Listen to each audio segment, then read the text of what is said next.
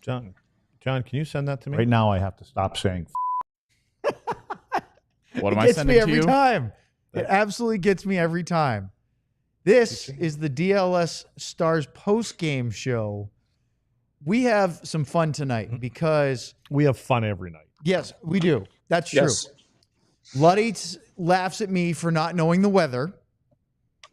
I laugh at Luddy, but actually came up with a great drop request, which we're going to play tonight. Sean wrote like 10, 12,000 words. I don't know how many. A lot. Yeah. He's going to talk about all of that. Next is the Stars beat the Blues 6-3. Get ready, boys.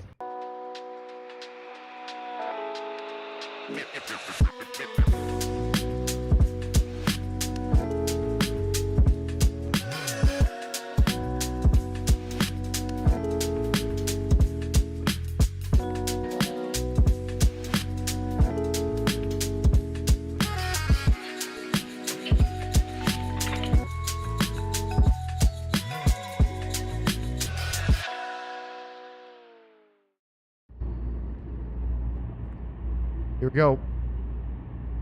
There he is in the rain. It's foolish. What? Oh, that's just foolish. You soaked? Drenched.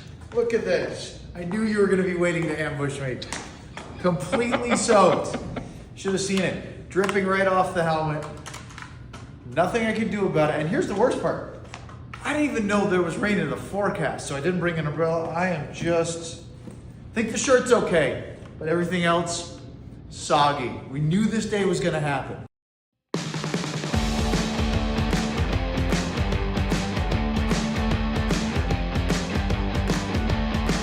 Yeah, I swear I knew nothing about the forecast, and you can tell by that reaction, I'm telling the truth. This is the DLLS Dallas Stars postgame show alongside Sean Shapiro and Craig Ludwig and our producer, John Anderson. I'm Owen Newkirk. Thanks for joining us tonight. Stars beat the Blues 6-3 at the AAC. They put up 6 in consecutive home games. Nice way to start the homestand. Welcome home. How about that? That's Goals all for galore. the fans. That's for the fans right there. We missed you. And 3 power weeks, plays. 22 days. We missed you. Well, they can't stop scoring on the power play. And frankly, I think that was a big one tonight because if it wasn't for the power play, this might have been a very different game.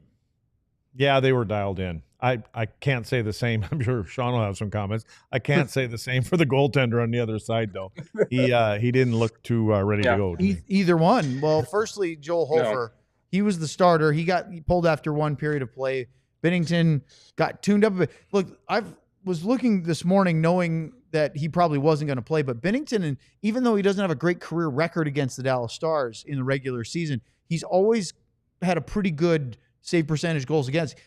They're pretty low-scoring games. He doesn't always win them, but he doesn't get tagged for a bunch. Tonight, Hofer, the Blues, everybody was giving up goals. I'll tell you, Sean, and this was probably the wrong way to think, and I know who you guys are and how you go about it, but I was almost sure that Binnington was going to play tonight. And I know that he played yesterday. I get all that. But I thought being as close as these guys were or are getting into a playoff spot, back to back, I don't know. I just had that feeling he was going to play net. I guess it wouldn't have mattered. Well, you were right. He did play. I mean, your feeling was right, Luds. It took a little of an unplanned an unplanned change for it to happen. This was a game where I want to you jump out to the Stars. They scored the 3 goals in the first period, and we'll go through everything line by line as Owen likes very soon, I promise. But keep talking, Sean. We won't have to. Exactly. But the one thing I want to jump on real quick in this game is that goal at the end of the first, the 3-2 lead, the way the Stars jump out there. This is one of those games where, because I already had someone who was a Blues fan send me the picture of the quote-unquote deserve to win meter from Money Puck, where it said like 77% of the times the Blues win this game. And when you look at the shots are 42-21 for St. Louis, and you're like, oh man, this is one of those games. And I am a guy who I'm a big believer in you use data, you use analytics to the best of your ability. But this is one of those games where this is a perfect example where if you watch a hockey game, and then you look at the numbers and you realize why we need larger sample sizes on things. Real quick, the Stars, there's no way that the Stars didn't deserve to win this game. They go through, they play the way they did in the first period. A lot of the shots from the Blues have a lot more shots later in the game too. That's one I just want to get ahead of that right away, Owen, and I'll let you either let that be a one-off or you can go dive deeper into that. Is the Stars were the better team tonight just because the shots were one way and a shot totals and data might look like one thing. This is why you have to watch the game and then figure out what applies and what doesn't. So I just wanted to open with that because I already got 3 or 4 tweets from St. Louis Blues fans who didn't like that I said the Stars crushed the Blues because they did, but the shot totals are... I mean, I'm going to think, did you watch any games since the break? Like, did you watch a couple games yesterday? Because I thought the Detroit-Columbus game was similar to what Sean's talking about. Yes, yep, there were a couple other games that I thought are exactly what he has explained, and I'm wondering, is that got anything to do with the break or what? I mean, how about the game that started off the day today, the triple header, the Leafs and the Penguins? That was all over the place. Rick Bowness, the former Stars coach, was in the studio for TNT, and I was watching this morning, early afternoon, and he said, it's not playoff hockey. He said, it's fun for the fans. It's great for us to talk about. He goes, but that's nowhere near playoff hockey. Are we at that? Is there the hump kind of thing? I know we talk about the 40-50 game mark, but you come off of the Four Nations deal. You know, you have that big long break for the guys that didn't play. You get back, but are you really back? Is it? I don't know if they're running on what we would say all cylinders, and maybe that's going to happen by the time you get down between somewhere around the 15 game mark for the playoff team. Maybe a little bit of that. Pete, said also he's a little concerned. He said it at practice yesterday. He said this is always the hardest week, the week leading up to the trade deadline. He said, well, what's the key word? Distractions. Oh, yes. Every player is going to be distracted because of this week. He literally said the word distractions. He didn't. I almost clipped it for you. We got to get a shirt for him. I can get you that. But he was making the point that this is the hardest week because whether you're looking to add players, subtract, or you don't know. He said it's those teams that are on the bubble. They don't know if they're buyers or sellers. Nobody knows where they stand, and so it's unsettling. And he said there's a lot of distraction. There's only a certain small group of players on every team that can drive to the rink and come to the rink every day and just kind of go to work, because there's the other 15 or 14 or 10 guys that are wondering, because you just never know. I mean, you may get moved and you just don't know. Yeah, the guys with the full no move clauses are probably the only ones that are confident that nothing happens without their say, so they don't have to worry about being blindsided. And even the guys who probably aren't going to get traded, there's always residual impact, right? Like we've heard Jim Nill, and he's told me rather publicly, I'm not moving Maverick Bourque. I'm not moving Logan Stankoven. And that's great. But if Jim Nill decides to go and add another forward or do something like that, right? All of a sudden, that Maverick Bourque and Logan Stankoven's spot in the lineup either gets lower and lower, or maybe if Jim adds 2 guys, one of them ends up in the AHL. Or you have a guy who you could take someone who has been playing well and they could have played well enough where another team might want them. So it's that spot where you mentioned the no move clause, but it's also these other things where there's so many moving parts and ripples that go through. I thought, I talked to Matt Duchene about it earlier this week, and he had a really good point about it, this is where the human side of it. The hockey is easy. The hockey is effectively, but it's all the other little stuff. It's whether you get traded or not, it's all the other little things on the day-to-day during this time of year where you won't know until 3:05, I think it's 3:05, because that's when things finally stop, that you can look your family in the eye and say, hey, we don't have to change schools. We don't have to do this or anything like that. And until you get to that moment, everyone has a little bit of, well, Wayne Gretzky was traded twice, so why does that means I could go too? Sean, the next time Sean comes on, I want him to get a little headway on. I'd like to talk about, as our local hero here, Seth Jones, one of them, was traded, right? He was. I have a little birdie, very close to him, that had said, Sean, that the majority of negotiating was obviously with Dallas. There was some there. Mm-hmm. There was Florida. There was Tampa Bay, and there was Nashville. All those places where they're located at. Is that going to be a problem in the future? Yeah. Is that going to be a problem in the future? We don't have to talk about it now. I know it's he's chomping at the bit here. I don't care. Go right ahead. But you know what I'm saying? Like, I would like to hear Sean, because he's more dialed into this stuff. I mean, all these are these locations, and obviously what we're talking about is places that, you know, don't have any state tax. Yes. Or is that going to be an issue at some point, do you think? Or is there anything they would ever do about that? Or what are your thoughts?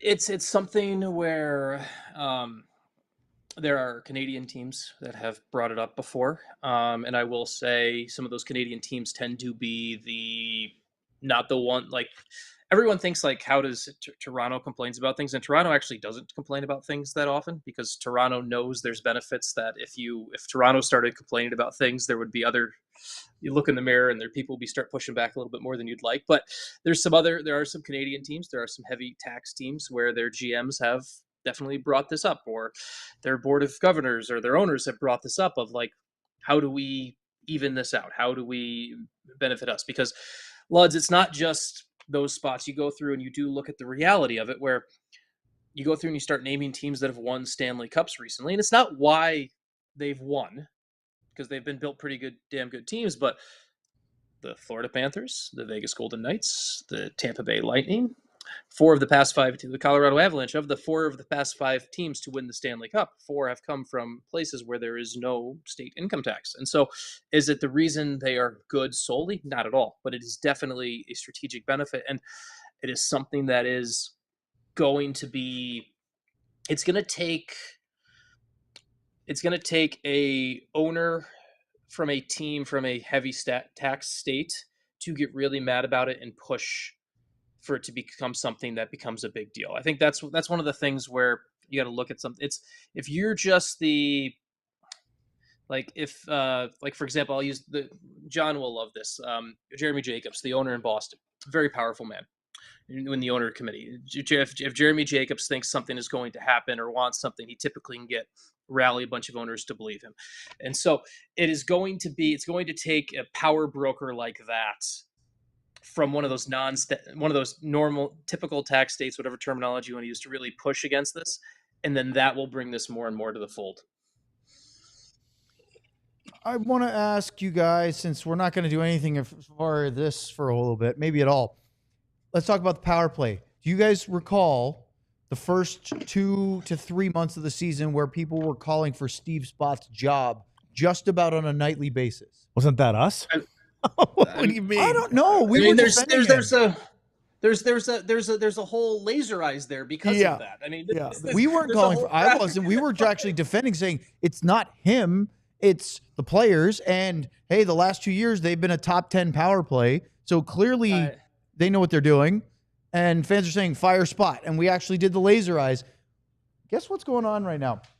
Since the first of the year, they are 23 of 62. That is 37.1%. Only Sean's beloved Detroit Red Wings have a better power play at 38% over that span in the entire NHL. Well, I will admit here that, I mean, the whole Steve Spott thing, I went from defending him, and we can go through, there's too many clips on the internet for me to try to lie and pretend that I didn't on one way or the other, right? Like, everything I said, that's one of the wonderful and beautiful things about this job, is every opinion I have is now out there in public, so I can't really, anyone can go fact check me. At one point, I was vehemently defending Steve Spott, and then at one point, Luds and I were going back and forth talking about, hey, this team broke a practice rule, and we know now how much Steve Spott helps handle everything for Pete DeBoer. So maybe that's another reason we could potentially fire Steve Spott. So I am not. I have ridden the roller coaster on the Steve Spott train. So I'm not. I can't be held. I'm not innocent one way or the other on this. So I think Sean also had the idea of the T-shirt saying 14.1% of the time it works every time. yes. So that's a badge you'll have to wear. I actually think I don't think we were as hard on Steve Spott as we may have been on Miro for just not shooting the puck. We were on the players for their ineffective ability on the power play. A lot of our chat and the internet, our favorite Twitter and all those things, they were all over Steve Spott. Yeah. And we were trying to say, hey, listen, you guys don't know what you're talking about. It's not on him. And it was, I'll tell you, I mean, look, it's not just Miro got hurt and Thomas Harley got in. Jason Robertson's a different player. he looks completely dialed in right now and feeling, as we talked about in the pregame show, begrudgingly, both of you, that he is full of confidence. And that power play is, 4 for 4, Luds. That is not a very common thing. That's lethal. They're like, I go back to the word confidence. They just believe that they can score on every single power play. That's what it looks like to me. Is we're going to make a couple little plays. We know where everybody's going to be, but then ultimately we're going to get a shot or 2 or 3 or 4 on this power play. Where before I thought we were seeing more. It was ring around the rosy and it was going on the outside and outside looking for the perfect play. Now the perfect play seems to be 1-2 passes. Let's get it to the net. If it doesn't go in, we'll go get it and we'll rinse and repeat, and it's paying off for them. We are going to get into all of this stuff. Maybe not. Maybe we'll just talk here on the Stars Postgame Show here on DLLS. Rugged Road is dedicated to creating innovative and durable outdoor gear for adventurers who demand the best. Our outdoor gear and the products are designed with the highest quality materials and craftsmanship, ensuring they perform in the toughest conditions. Whether you're on land or water, Rugged Road gear is built to accompany you on every adventure. One of the most unique features is its ability to always float upright.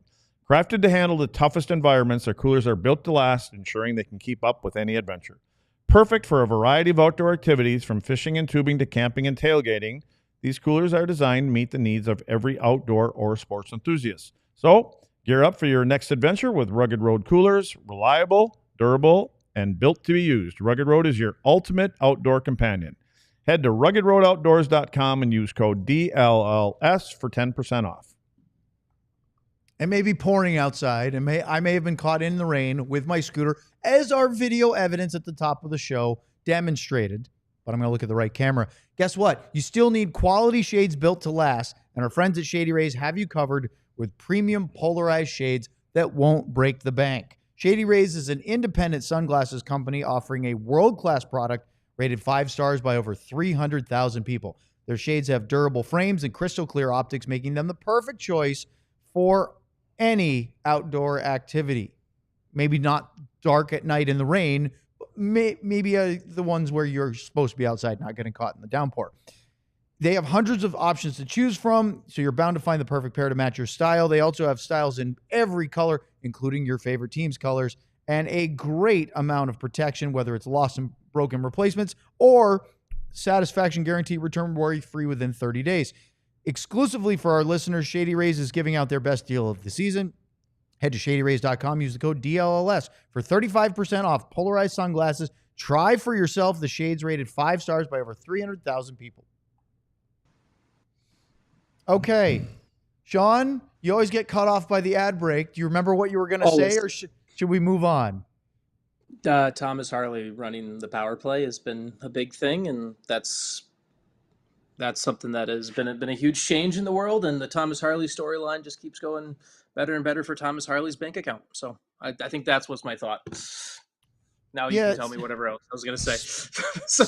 Speaking of bank account, welcome to the club. Wyatt Johnston had himself a night. What's that? Yeah. Cha-ching. Oh, yeah. You like that? Mm-hmm. Lud's had a drop request. He went to Wayne's World, and we got this. Cha-ching. So where are we replacing? Have we replaced the Joe Pavelski? No. Apparently not. No, of course not. Okay. But if we're building towards having a sound for every player's name on this show, I'm gonna have to cut it off at some point. We need new equipment for John because this is getting a little silly. I need a bigger. I don't know. I whoops. Well, now I just broke it, so a now I don't board. have any drops. Is it completely broken? Well, it's not connected to anything. Okay. So, anyways, don't make any noises for a drop in the next few sudden minutes. Moves. There's going to be some in the super chats because they are already all over the place. Mason Marchment was actually the first power play goal, and I want to talk about that briefly, even though Sean hates going in chronological order, because the power play was dreadful, and the Stars went 4 for 4. The rest of them were dialed in and lethal, but this one was ugly until Marchment ripped one over the blocker of Joel Hofer. Sean, what did you see from Hofer in the first period? I sent it to the text there. I was actually surprised they didn't pull him after the second goal. I thought he lit up 2-on-4. Didn't feel like he was reading pucks really well. He was getting caught. Maybe got beat high a couple times there. And I just, he seemed off from the beginning to me, and so that was from a St. Louis Blues perspective. Maybe the pull came too late. Maybe you switch goalies and you have Jordan Binnington in there to make the save at the with a second left in the first. Maybe that's a difference in this game. Who knows? The other thing on that first goal that we're going to talk a lot about a lot of people tonight: Marchment, Hintz, Johnston, all that. But I want to give a quick. I want to give a quick credit to. I thought Maverick Bork's play on that first goal is worth taking a note to think about, because I thought Bork. Was a horse. The Mavericks. That was a horse. John has one for Maverick. Okay. So can he find it? I'm letting Sean make his point. Sorry, John. Yeah. Unlike you and I. No, we're just giggling over here. I thought Bork on that play deserves a ton of credit for. I thought they come in. I think he did a really good job getting to use another basketball reference with the Maverick name. I guess it works well. Putting the puck right into basically the shooting pocket for Marchment, and then now there was no rebound or tip necessary because Hofer just whiffed. But I love the way Bork just went to the net. So there's a lot of storylines tonight. But I thought one of the underlying ones is I thought Bork's game continues to impress me. Sean, are you opposed to okay, so St. Louis plays the night before. Binnington obviously plays.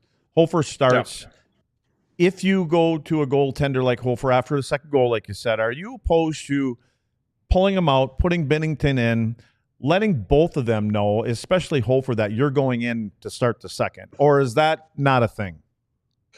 I don't know if it's a thing. I don't think I've ever seen a coach do it at the top level. It happened to me once when I was like 13 or 14 years old. A coach pulled me for a shift and told me to calm down. So it happened to me, and I was put back in. But I don't, at the NHL level, I'm struggling to think of a non-injury related reason for it happening. I don't think it's a bad tool though, Luds. Like I don't think it is. Especially in the first period, Bennington's going to come in, he'll have prepped, he'll have stretched and everything like that. It's not like he's coming. You don't really come in cold into the first period. That's one of the things where it's like people talk about a goalie coming in cold. It's the first period. He has had just as much prep time as effectively as the starter. So I think it's one of those outside of the box things that would make a ton of sense, but it's just not hockey. Right? It's one of those where there's a lot of tradition in the sport that we don't do that when it is a tool that a coach probably should and could use, but hasn't. Yeah, I always wonder if a goalie gets rattled, early, and you know that your starter was there, and you got to gather yourself. We need you to gather yourself because we don't want to put that guy back in again on back-to-back nights because we're playoff bound. We're hoping. And if it even, because we've done it at other levels, I was just curious what the thought process is. Yeah, I think speaking of goalies, did you guys hear the USA chants in the third period? Was the fans are taunting Binnington with Jake Oettinger at the other end? John, did we hear any of that on TNT? I think I heard that. I didn't really understand it because I think Canada won, right? I noticed it in the chat was talking about how they enjoyed that. It was when they were up pretty. I would say probably 5 or 6-3. They started giving the USA chant, which was a shot at Binnington, except that they won the four. He's sitting there going, he won the Four Nations. Like he should just stand up and do this. Now, like he's got his medal. If the U.S. had won that final, maybe that's a different story. Yeah, but yeah, that's also the assistant coach. The two of the assistant coaches for Canada and the defenseman for Canada are playing for the Stars too. Yeah. So let's. Yes. maybe it was for Pete. Maybe it was for Pete. Yeah. Sean, what did you think about Jake Ottinger's game tonight? Because I got some people saying they didn't like the way he was tracking some pucks or handling some of the bounces in the crease. You can say it was me. Well, you too. You were part of it. There were others. I got some Twitter people upset about him. He won ugly tonight.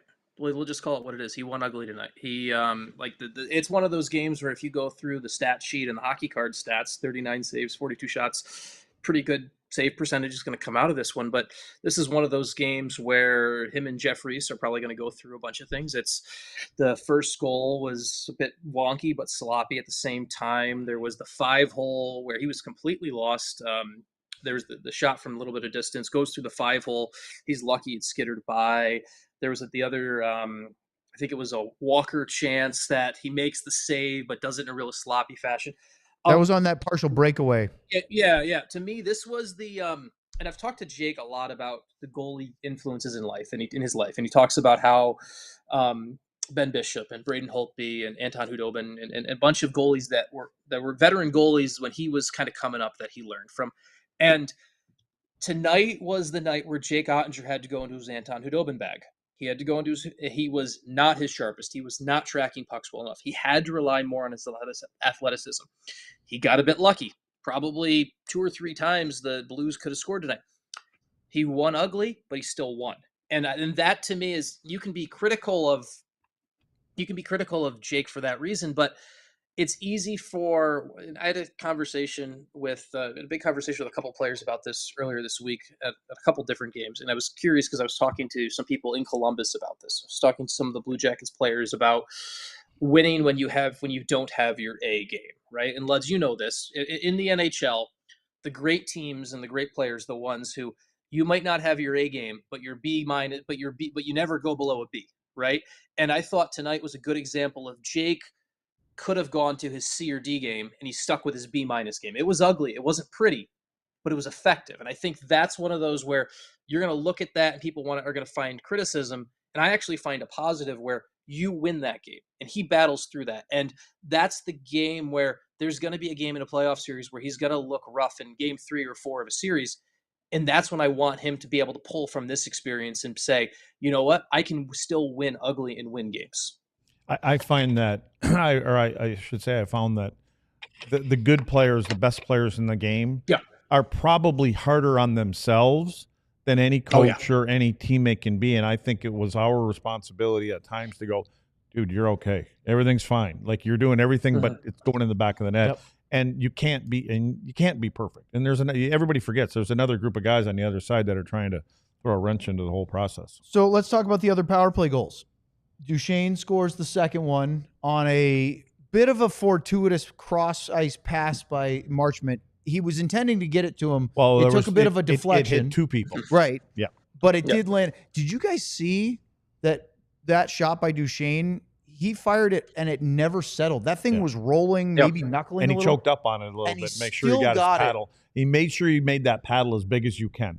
You know what I mean? Like, you have it parallel to that. So it's going to, every piece of the stick that's possible is going to get it. I mean, that's not easy to do. And Sean, I'm sure for a goalie, that's a nightmare to track. Not trying to give any excuses on Hofer's side of things, but that is a really hard, high degree of difficulty execution there by Duchene on the second power play goal. I mean, it's why elite skill players like that. It's why you spend the extra 20 minutes after practice catching weird pucks, finding little, like, it is the taking the microcosm of practice of all those little things, batting a bouncing puck out of air and putting it and finding a place to use it in a game. And you'll never know when it happens. And it's just a great play by Duchene. And it's one of those where it's a highly skilled play because of the time he's put in to make that normal for him. So then we had the Wyatt Johnston first power play goal. Cha-ching!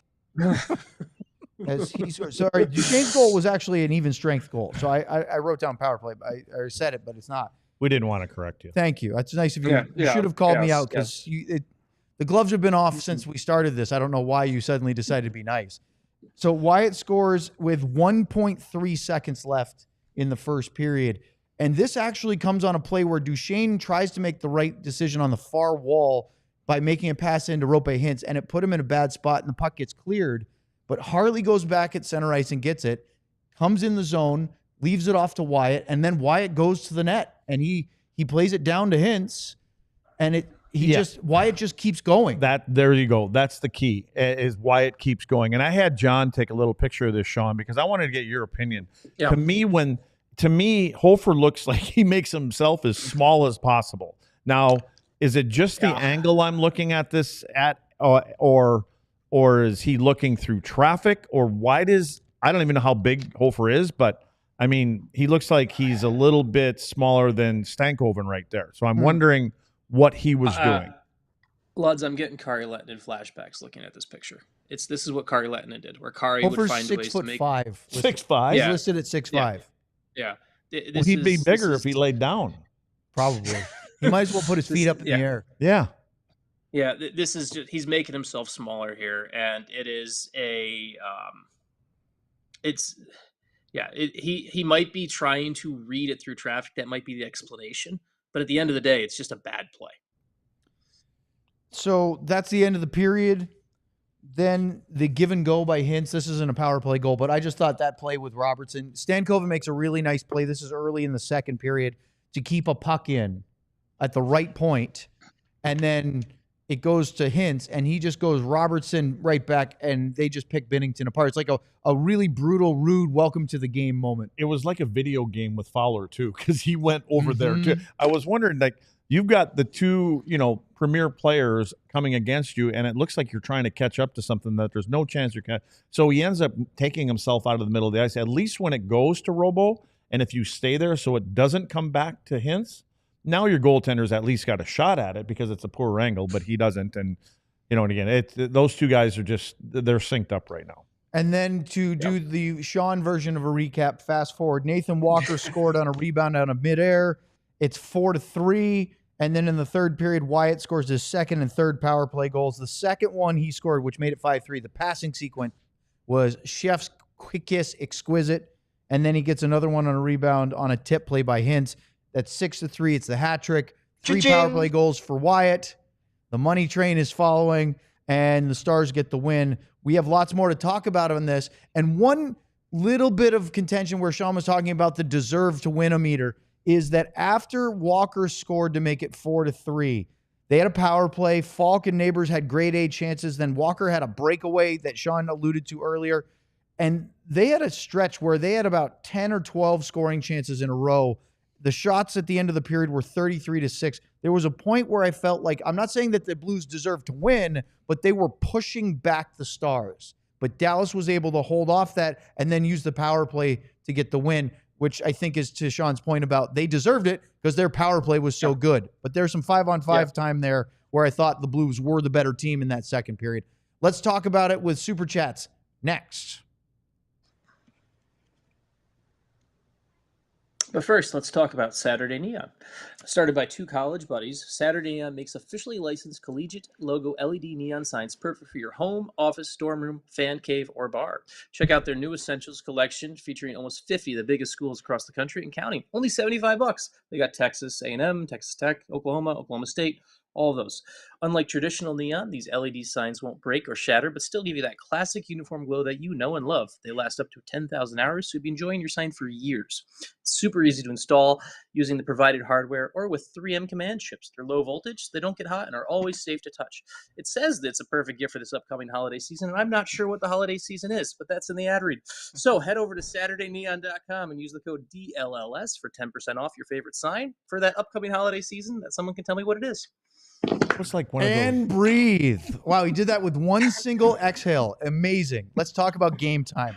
Game Time is the perfect way to get tickets to anything you want to go to, whether it's sporting events, concerts, a theater production, maybe it's stand-up comedy.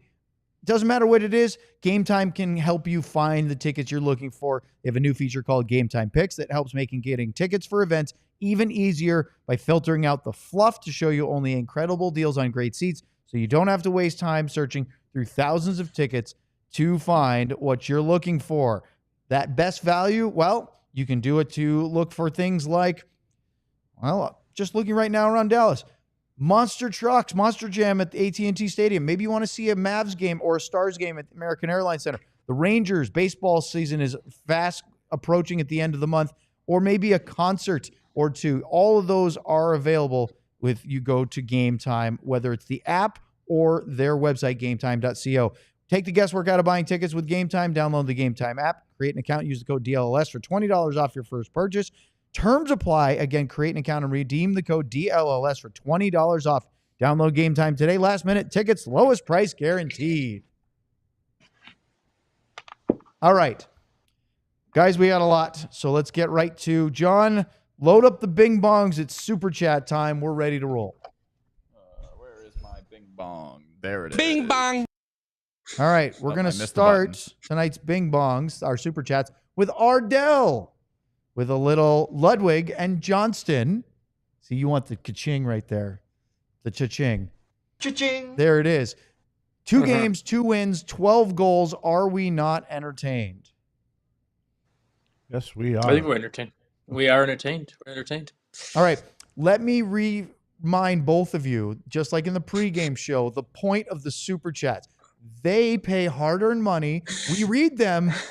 We then comment on them. Okay, more than well, 2 wait words. a second. The last game you were telling us to shorten everything up No, because we had so many to get to. Luds, first off, We that have was other me. ones to get to. Yeah, we didn't And ask it you was to pipe because in we yet. had 6. Well, I'm gonna- you guys went 6 I minutes want on a one mute super button up here. chat, and we I want had a like mute 8 button of up here. them. I'm going to keep talking over him while he keeps talking. You can You try can that. cut my mic off. He probably Oh, did. I know I can. So, no, he was saying we went 6 minutes on one super chat, which is fine. It got us going, but then said, hey, we got to go to a bunch of other ones. John will appreciate this as a cinephile. The fact of the matter is, when You like Russell movies. Crowe says, yes, when Russell Crowe says, "Are you not entertained?" to the crowd in the original Gladiator, the second one was not good, by the way. It is very dead silent. So Luds and I reacted appropriately to "Are you not entertained?" question. Oh, man, you guys are definitely not that deep. to do Quick, that. quick, get to it. Burned oils, a little Lundqvist and Lettinen. How about that? A little 32 action. Luds asked who turned the power play around the other day. I said it. It's Daddy Spot, except Luds, except. Okay. Hey, I'm fine with that. I don't care who turned it around. No. It turned around. I think it has a lot to do with Thomas Harley shooting the puck, but I don't know. That's just me. Completely agree. The third Johnston power play goal tonight was a Harley one-timer from the top of the right circle, tipped by Hintz, and then Johnston scored on the rebound. And it came, interestingly enough, Robertson was on the top of the left circle as they got that puck. He was not on his usual right side. I don't know if it was a face-off play that happened, but he's the one that made the pass to Harley to hit the one-timer. But again, it was quick, it was direct, it was not messing around. The key to all of that is the 4 guys that are trying to kill it off. When that puck leaves somebody's stick and it goes towards the net, they all have to start to turn towards the net. And then when it comes out, then they got to turn around the other way. And you get guys out of position. Let's go to the next one. Was that long? Bing bang. That was much better. Okay, good. I Love Misty, 1985 with a, you ready for this, Sean? Ritzgovian and 99 Cup year. There we go. Incredible win despite getting doubled up in shots to hit 80 points and wonderful Wyatt power play Hattie. How about those animation? What does that say? How about those animation upset wins at the Oscars? Question mark. Few people had Flo winning feature or In the Shadow of the Cypress winning short. That has to be for John because Yeah, let's give John his day right John? now. Come on, John. I mean, I've been working, so I haven't fully been paying attention to the Oscars, other than our thread continuing to pop off in Wyatt Johnston's hat trick and Timothée Chalamet also possibly winning Best Actor tonight. Seems like there's a little those are flowing with one another. Flow's a foreign film, I believe, and that was part of why people didn't think it would win Best Animated Feature, and it was up against, I think, Inside Out 2. Bing bang. As well as I think The Wild Robot, which was a big one, but yeah, I haven't been paying attention, but they don't get to the big awards until like the last half hour, and that'll be I'll be home and in bed by the time they get to those, so that's all we're really here still for. be watching. Luds, any thoughts? No comment. Bing bang. JT with a little Bishel and Johnston tonight. As he says, have you prayed to your Lord and Savior Steve Spot today? It's true. The power plays looked really, really good. They, let's see if I still have my number in front of me. It's over here. They came into tonight having scored in 12 of their last 18. So they now have a power play goal in 13 of their last 19 games. And over that span, it's about 35%. We should get a great big card and have all these folks sign it. And like an sorry card? And then you can take it down when you go down to the rink. I could do that. Hand it to Spotter. One of them great big ones. Like a big, well, it might be too big for him. Like maybe get a big medium charity one. check, one of those, except it's all sorries. It's all I'm sorry. Yeah, do that. I actually think that you would get a real laugh about that. You think? Especially right now. Okay. Now's the time to do it. I think they would. It reminded me of the idea of when the Stars were in the bubble in 2020. I was doing a phone interview with John Stevens, then a Stars assistant coach, and we go to open after we finish answer the questions, John says, Sean, when you do your picks, make sure you pick against us again. We put those in the room. We really appreciate it. So I'm sure, just knowing the way they operate, and I know it's a different coaching staff, but I'm sure it would be fun and people would enjoy it right now. So bulletin board material ever been used in your career when you were playing? Oh, all the time. All the time. Hey, the writers are saying we're not going to win. We don't have a chance. Yeah. Mm-hmm. Yeah. Now, what are you going to do with a bulletin board? Like, nail your cell phone to it? Like, we had boards, the cork boards we get. They literally cut it all out and made us out of the newspaper. Oh yeah, it made us read it all. They'd have little things highlighted and things like that. Yeah, mostly playoff time. So you learned how and what not to say at playoff time. In the journal. Yeah. Yeah. I love it. All right, let's go to the next one. Bing bang. All right, so T Farmer sent this and accidentally forgot to send a message. So I need to pull up what his message was that he meant to. He sent a blank super chat by accident. Does he get a refund? So here, hold on. This was the message. This is the make good. If you flush 3 times, by the way, that was a Haskin and a 99 cup here. If you flush 3 times, Sam shows up in your mirror and slaps the poop out of you, which I apparently contractually have to read because he paid for it on the super chat. I'm just kidding. I just wanted to put that up. This was the actual message. That's not fair at all. All right. Well, we've seen the layer of trust dissolve once again, Muds, between us and our producer. Wyatt Hattie on his mom's birthday is the best. If defense optional, scoring was not. Go Stars. Cha-ching. I would think this was an entertaining game, right? I mean, you got your money's worth tonight. Yeah. As long as the score slanted the right way. Speaking of Sam, where is Sam? We'll talk to him in 7 minutes. Watching what? What can he be watching? Us. Well, why is he jumping on? Sam's at an Oscars party right now. Because we haven't called for him yet. That's not it's like Beetlejuice. You have to flush 3 times before he shows up on the show. Let's go to the next one. So Wyatt Johnston, not the only hat trick tonight. Michael Moore. Bing bang. Once again, I believe he's done this before. A hat trick of Superchats. Okay, this is the first one of 3. This one is a Madonna 99 cup here. Dear Steve Spot, I am sorry for being a season ticket holder coach. I will never question, it says quotation, but I think he means never question your skills again. Please forgive me. Why can't we get these all printed off and you can hand them to Spotter? Why can't we? Yeah, maybe put Do you know how to use the printer? On the map. Well, I'm not going to do it. Like, okay. There's got to be a printer in this. You're the idea man, but you need someone else to do it. All right.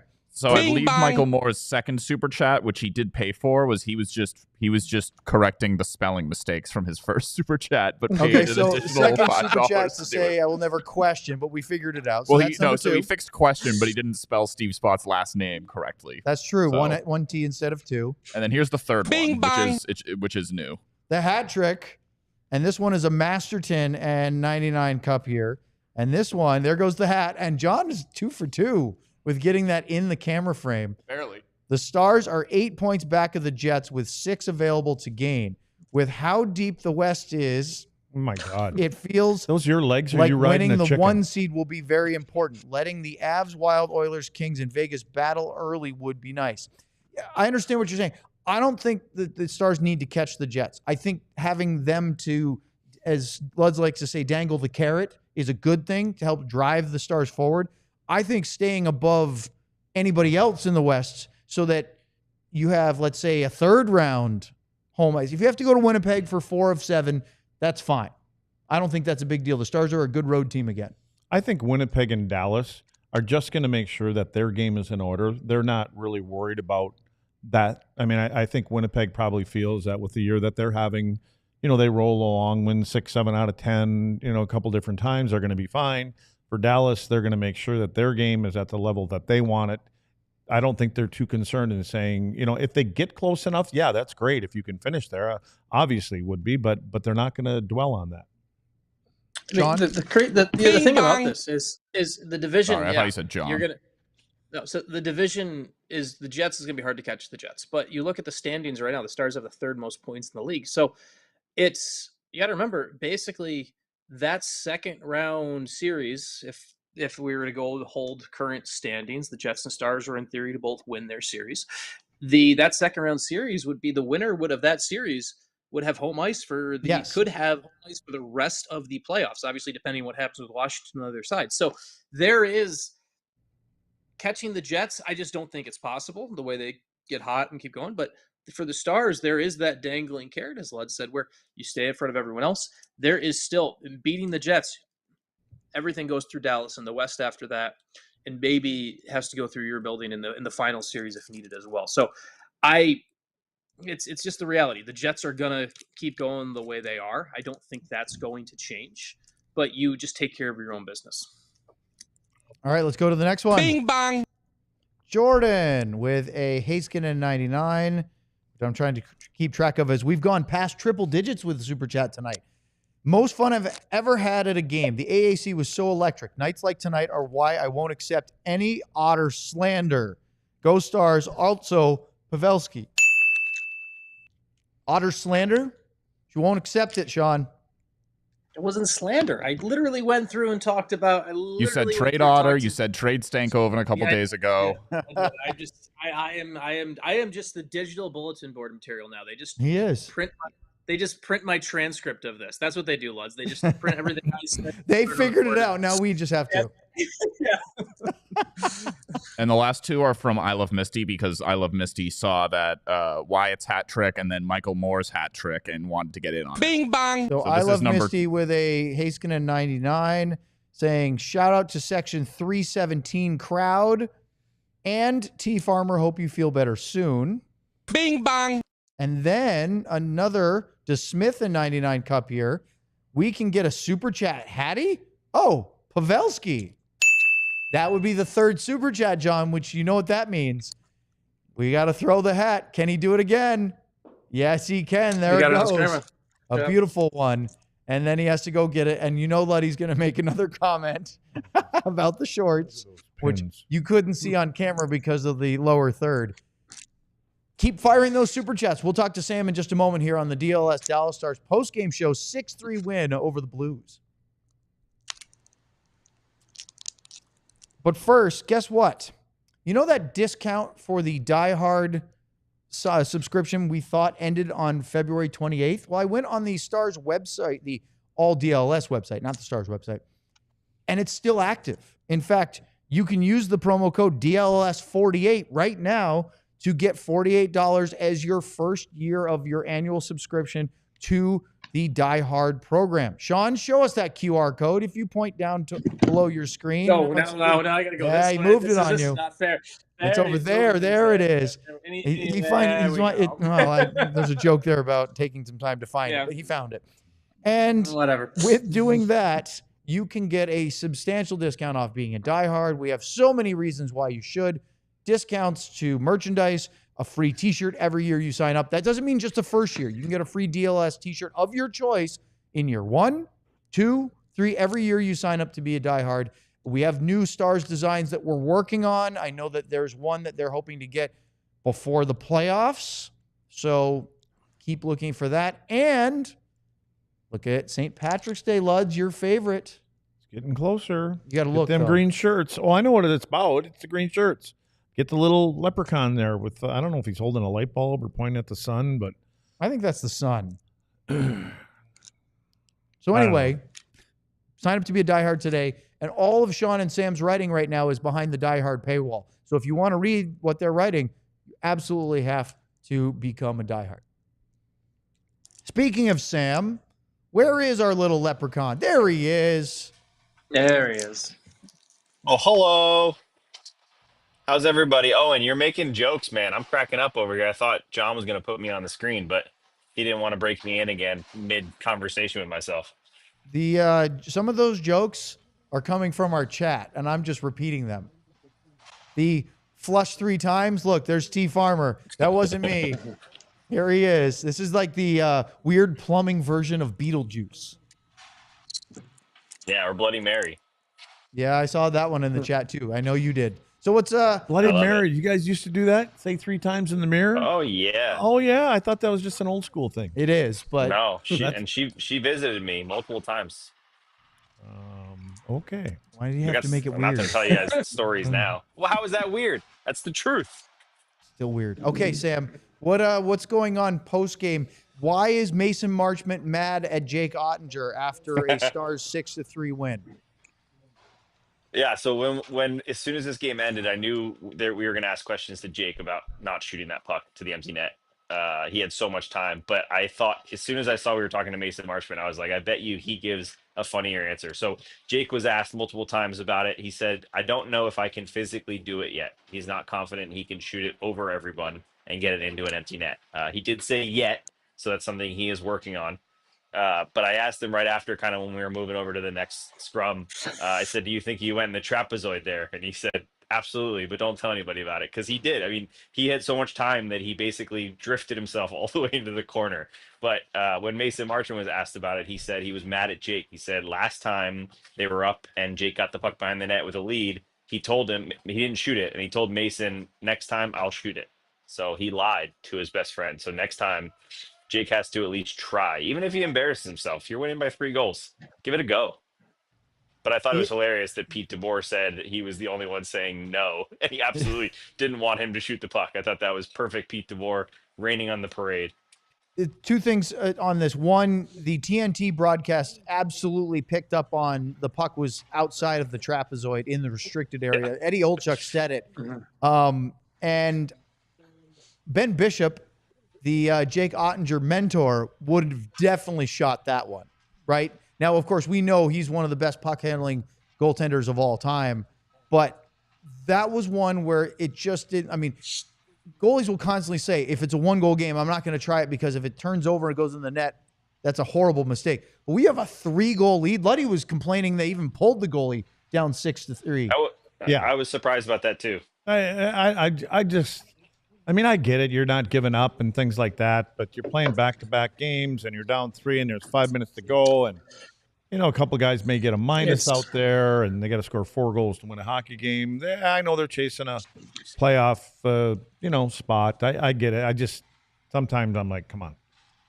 I've actually spoken to, real quick on that. I've spoken to Jim Montgomery actually directly about his philosophy on this before. There was I can't remember whether it was I can't remember who showed it to him, but there was something where there was a study done that Jim Montgomery saw before he actually coached in.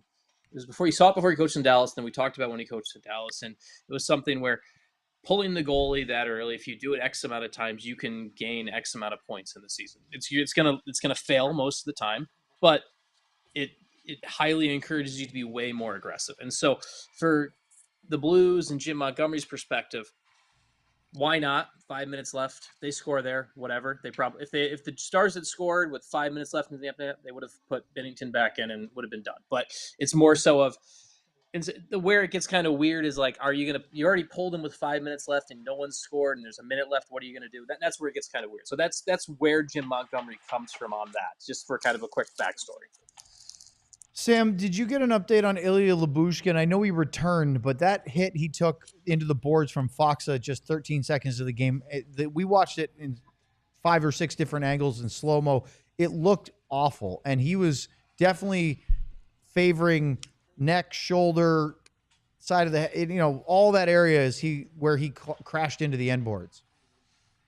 Yeah, no further update from Pete. He just said he hasn't talked to anyone yet, but he doesn't fear anything because he was able to return. Now that doesn't mean that he's not sore tomorrow and we learn more, but as far as Pete knew, he was fine. He played the rest of the game. I'm with you though. That was brutal. I'm surprised both players continue to play because Lyubushkin didn't just go head first in the boards. Foxa went head first into Lyubushkin, and it looked really bad from both sides. And then an excellent non sequitur here to Matthew DeFranks, who I was talking about earlier in the show. He's the one who introduced me to the idea of having binoculars up here in the press box. I was able to watch the whole sequence with Lyubushkin and Dave Zeiss and him going down the tunnel and everything like that, which just gives you a little bit of a perspective. So another shout out to Matthew DeFranks on this one. Sean didn't think I'd be able to bring that back around, but I'm impressed. Do you have bad eyes, Sam? Sam, do you have bad eyes? Okay. That makes sense. Okay. Why? Are you saying because I can't see something on the screen here? The fact you do. Well, I need binoculars to watch the game sometimes. Yes. Okay. So then we get to Marshall says, Luds, can you explain Bloody Mary? Is this something I'm too Gen Z to understand? No, it's a kid. Tell the kids what Bloody Mary is. No, all I remember is you'd run into a dark room and you go into a bathroom and you yell Bloody Mary 3 times and then she's going to appear on the mirror. Do I have it right, Sam? Is that what you heard? Yep. Yeah, I don't know. I did it for years and I still haven't met her, so I don't know. Well, maybe that's attributed to Sam's bad eyesight that he thinks he sees stuff in the mirror. It was just myself. By the way, Josh Bogorod just tweeted out about an hour ago. Tonight was the first time in Dallas Stars history that they went 100% on the power play while scoring at least 4 power play goals. Now, that doesn't mean it's the first time they've scored 4, but they've gone 4 for 4 or better in a game. 4 for 4 is hard to beat that. No, 5 for 5. Yeah, pretty impressive. We asked about you could go at a couple other ones. We asked about the power play. One thing I've noticed too, I talked to Owen a little bit about this. They're not just scoring a ton, like they're scoring some pretty goals. Like, I know it's not really important in the whole sense of it, but to me it's important because it shows that your players are playing with confidence. To see Roope Hintz throwing those little behind the back passes, to see Duchene with the 1 touches, Wyatt Johnston finishing off some of those plays, Robertson's been on the end of a bunch of them. Wyatt just said, and Pete said the same thing, their confidence is just growing every game, not just on the power play, but in general. I've seen this team, I could probably pick twice in their first half of the season they scored a really pretty tic-tac-toe or rush goal, and I've seen maybe 5 or 6 of them just in the last month alone. So this team is just riding high right now, and I think that's important because when you're having fun playing hockey, it can result in playing better hockey. That's a real thing, or at least in my brain it is. Yeah. So the Stars, hockey's a game, and games are supposed to be fun, Owen. There you go. One of my great favorite lines. Yes, John, I'm ready to go home. Luddy, we haven't even done an hour yet. What? You know what time we started? 8:15. No, I don't. But I looked at your little thing that you said we're live. It said an hour ago. No. Well, it was tweeted out. Yeah, we're live. Hey, but if you look tweet. No. Look right in your video. You're watching our show. I'm not watching it. This thing right here, mention. It says Can we cut them out of the show here, John? Look at this, Luds. 56 minutes ago. Good news is we just killed 2 minutes. We did. Way to be. In case you're curious, and I like this stat, the Stars sweep the season series against the Blues. They have now won an impressive, let's see, that's 3, 6, 8 of their last 10 regular season games against St. Louis. Kind of a feast on the old Blues as far as points over the last couple of years. And the Blues have been amazingly won a Stanley Cup and then have been kind of in rebuild mode ever since. They were almost in rebuild mode the year they won the Stanley Cup. Yeah. So that's the famous story there. So it's like. So anyway, unfortunate for the Stars, they only played the Blues 3 times. Well, let's hope they get into the playoffs.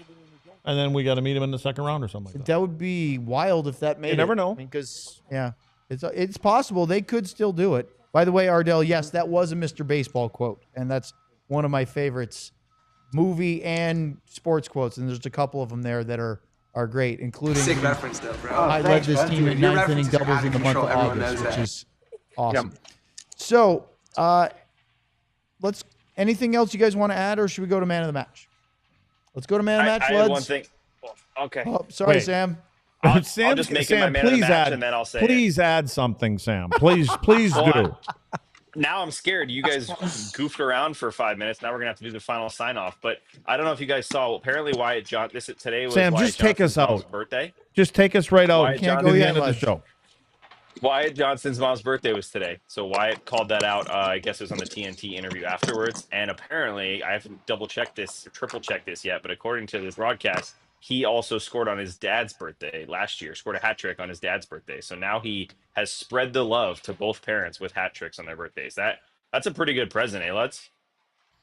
Now let's see if he can score on his birthday in May. Did anyone look up when? And he's going to be 22. Can you believe this? In May, he's going to be 22.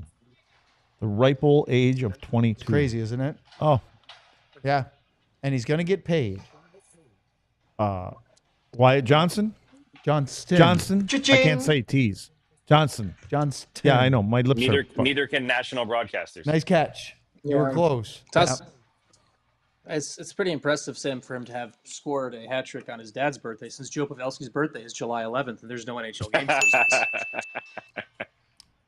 So yes, he scored in Oh, and Summer you have to do League. the TV thing. Everyone shut up. we do have to do the TV thing, and then we'll wrap this one up because Luds is dying to get out of here.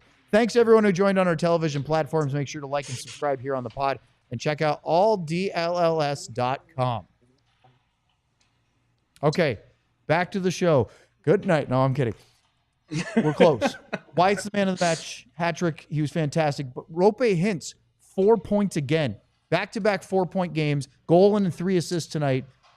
I mean, it's a good thing we've been bagging on him for not looking that great out there. Well, what's really good is that Wyatt, Roope, and the other guy, Robo, are not on the same line. Yeah.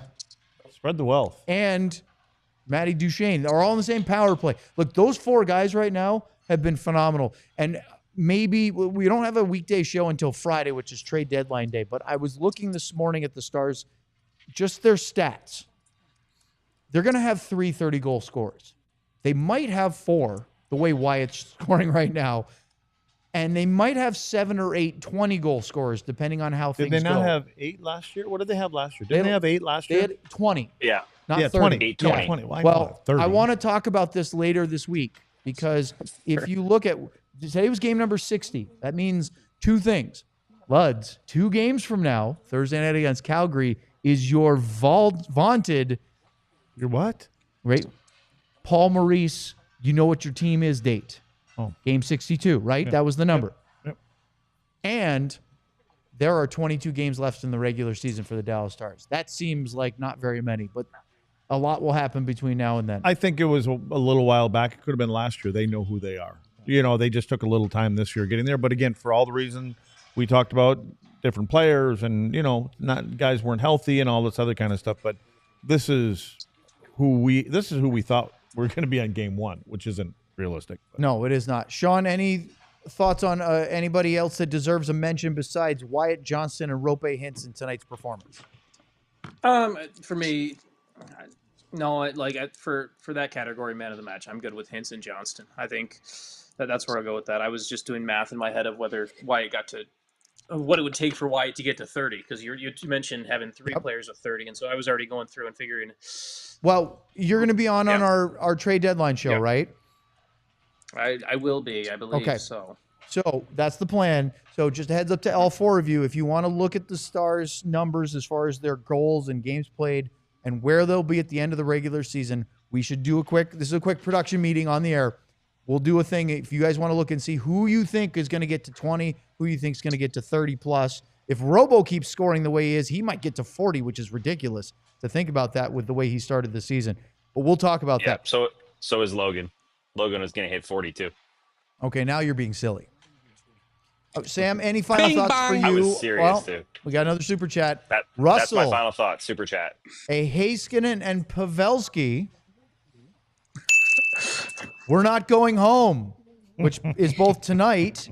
And honestly, we should have that drop in our arsenal. We should have the Anton Hudobin playoff. We're not going home. That didn't turn out so well. I mean, it didn't turn out so well. That's not what he meant.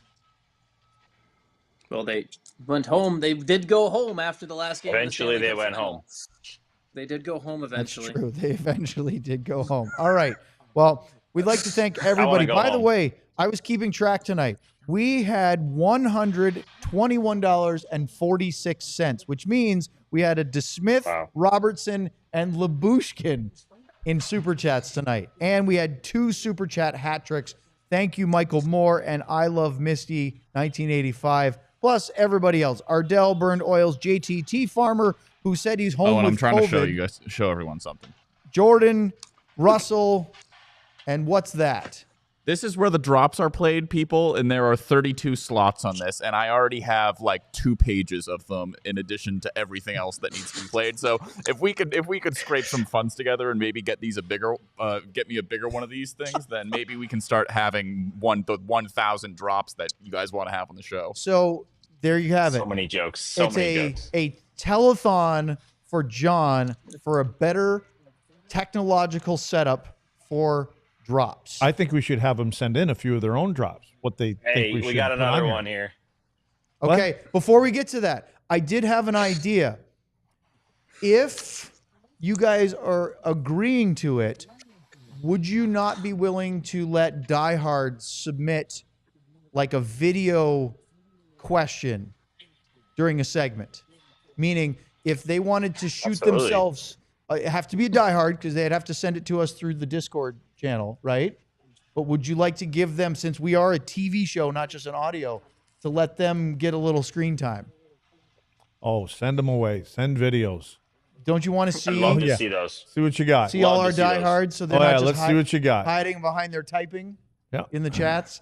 So there you go. We'll work on that a little bit more. We do have another one. Bing bang. Marshall's second. Marshall is getting on the action. By the way, Marshall was one of the ones that was asking about the Bloody Mary. This is a Brendan Smith and Joe Pavelski. Got to mess up that math. Well, now we have a 62. Keep adding it up. It all works for us. We're happy with that. All right, quick, end the show All right. before they can get another Craig one. Ludwig, What I've been saying. Sam Nestler, Sean Bye, Shapiro, everybody. John Anderson. I'm Owen. We are off tomorrow. We have the Stars and the Devils on Tuesday, and then the Flames on Thursday. No show Wednesday. Trade deadline show, 1 o'clock Central. Hey, Sam. Until Sam. after Not the working. deadline on there we Friday. And then a Yeah. big weekend, Edmonton and Vancouver Suck on it. the road. Thanks a lot. Good night. Suck Need it. a Miller Lite. We all silly like the mayor.